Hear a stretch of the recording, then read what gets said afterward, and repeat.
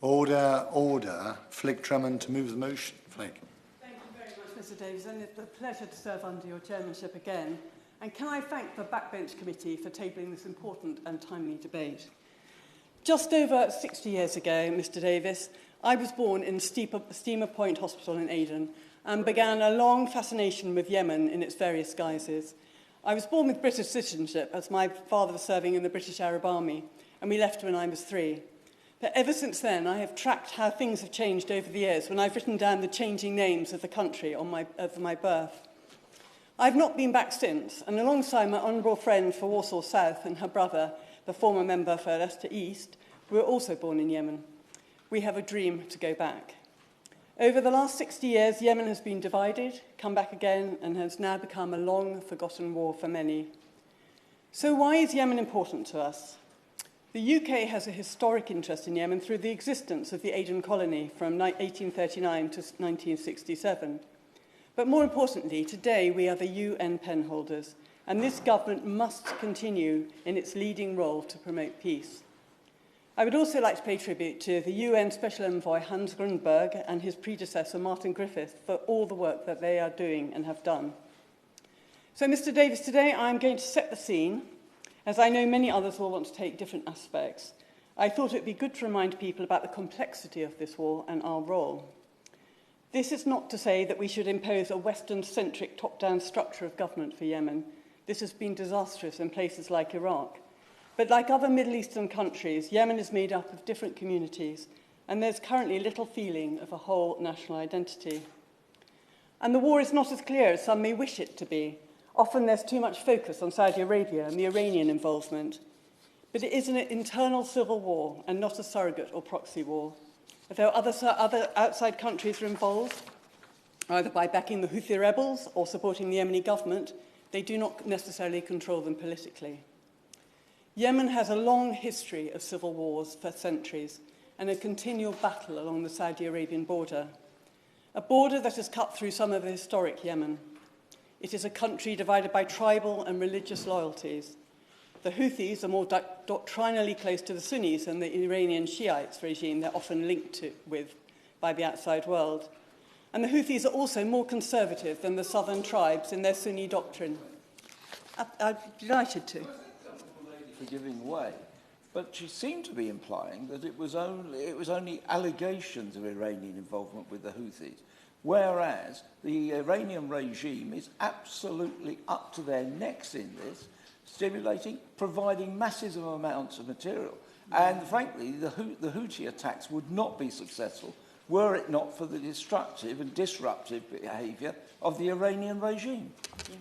As I mentioned, if you listen carefully, I said although other countries are involved, they are not actually politically involved. So they're not. They may be supporting militarily, but the Houthis are thinking themselves rather than being dictated to by the Iranian government. That's the point that I was trying to make.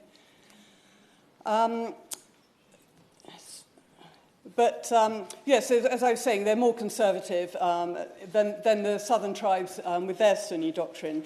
But this sectarian divide is not clear-cut, as tribal loyalties cut across religious beliefs, making it a confusing and shifting picture, particularly those looking from the West.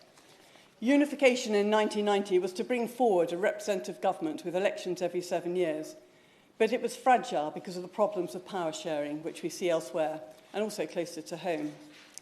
The origins of the present war lie in the political and economic marginalisation of northern Yemen by the former President Saleh. Many of the 301 members of the Yemeni parliament who were elected under universal suffrage felt disenfranchised and unable to effect change. This was a missed opportunity to show democracy works in a part of the world surrounded by authoritarian regimes. The war is a result of decades of exclusion of different parts of the population around the country. Yemen has been run by elites that have been concentrating power with their own allies and disenfranchised large parts of the population, even when the elections were held. And it is with this in mind that we need to look about how that impacts on the peace process and the route to a lasting peace. On April the 2nd, Yemen's warring parties began a 2-month nationwide peace brokered by the UN. This was extended until October. but it has not been extended again, although the fighting has not resumed at the same intensity as before. On the 7th of April, President Hadi transferred his powers to a new 8-person Presidential Leadership Council, and the new president is Rashad al-Alimi, a politician with a long experience in diplomatic background. The 6-month ceasefire has been the nearest thing to a reprieve since civil war broke out 8 years ago.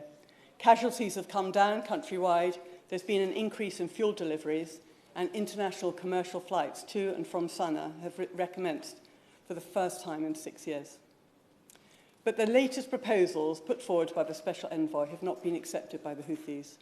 The proposal is wide-ranging. It includes the payment of civil servants' salaries and pensions, the opening of specific roads in Taiz, the second most popular city, a commitment to release detainees urgently, and the strengthening of the de-escalation mechanism through the Military Coordination Committee. The main obstacle is the Houthis want their security forces to be included in the salary payments of civil servants, which the government could not accept. This is really disappointing.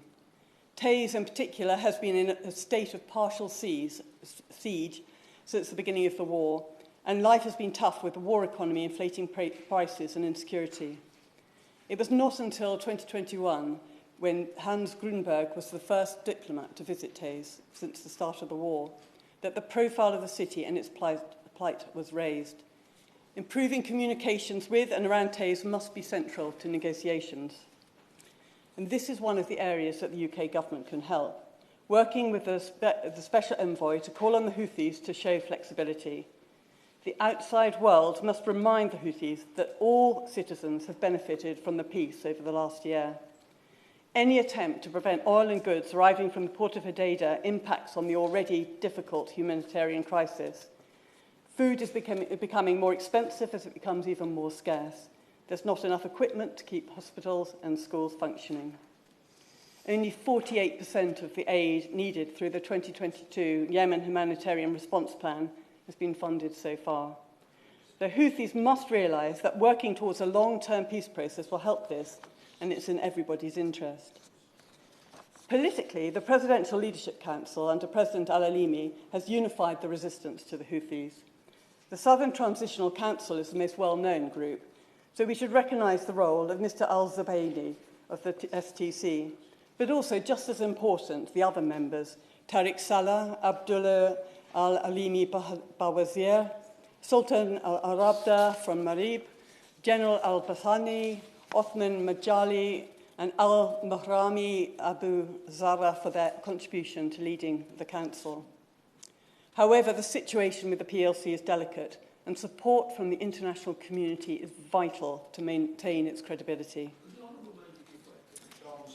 I'd love to give way. Thank her for giving way. She mentioned the Southern Transitional Council, and she may be about to come on to this, but what consideration is or should be given within these discussions to the desire for self-determination in South Yemen?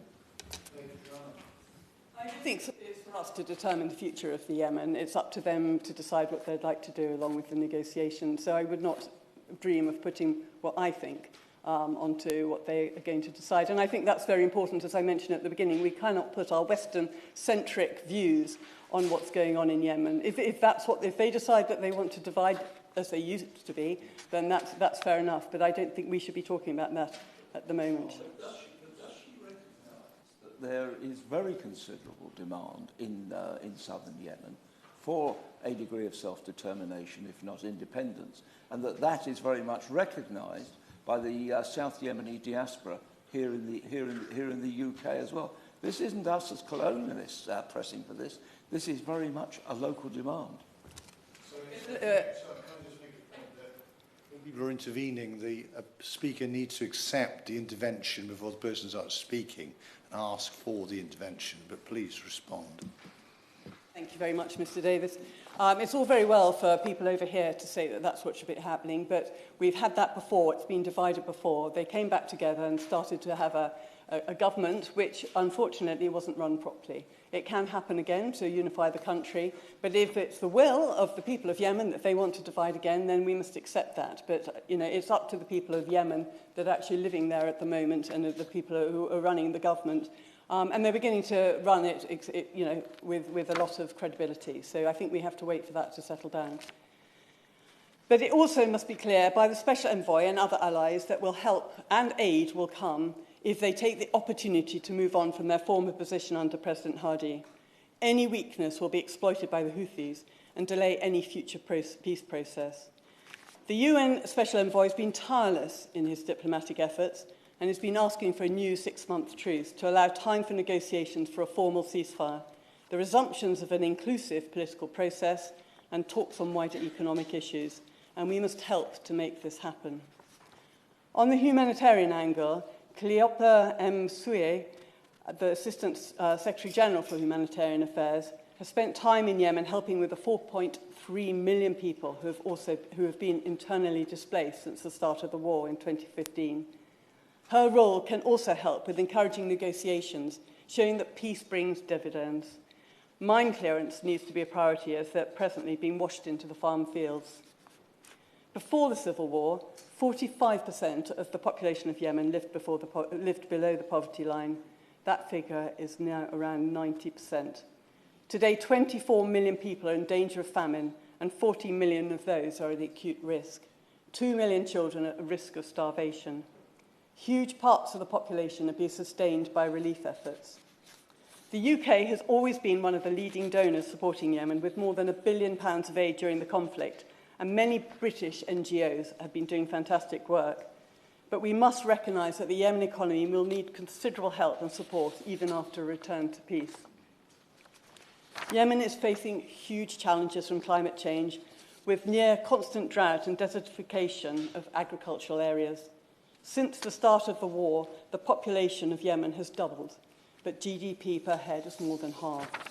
There is a need to rebuild Yemeni society on an equal and fair basis, and that includes the promotion of women's rights. Lastly, there is the threat of an environmental disaster. The oil tanker FSO Safa moored off the coast of Hodeidah. I've been raising awareness in Parliament about this potential catastrophe for many years. I am pleased that the UN has now raised enough money to start transferring the oil to a temporary vessel, but I have an immediate ask that the government can work with our partners to make sure this is completed as soon as possible and to secure a safe disposal of the Safa. If this is not done, there is the risk of an environmental damage to the whole of the Red Sea for decades. This war has gone on for too long. Too many people have died or been displaced. I urge the UK government to work tirelessly with all parties and bring peace to a region which deserves it. The British Council are already working in the north and the south. There's a huge demand for English teaching and transferable skills in Yemen. Our soft power influences can be a big help to Yemen in its post-war reconstruction and rehabilitation. This is important because there is a compelling geopolitical reason why the West must help the people of Yemen, because China or Russia, for example, may fill the vacuum, and it could be disastrous for the region's security. Our support for people in crisis in the world to build stable and fair regimes is also investment in our own security as well as theirs. And if we can achieve that, then perhaps one day myself and the member for Warsaw South and many Yemenis displaced around the world can one day safely return. Thank you, Mr. Davis. Thank you. The question is that this House has considered the peace process in Yemen.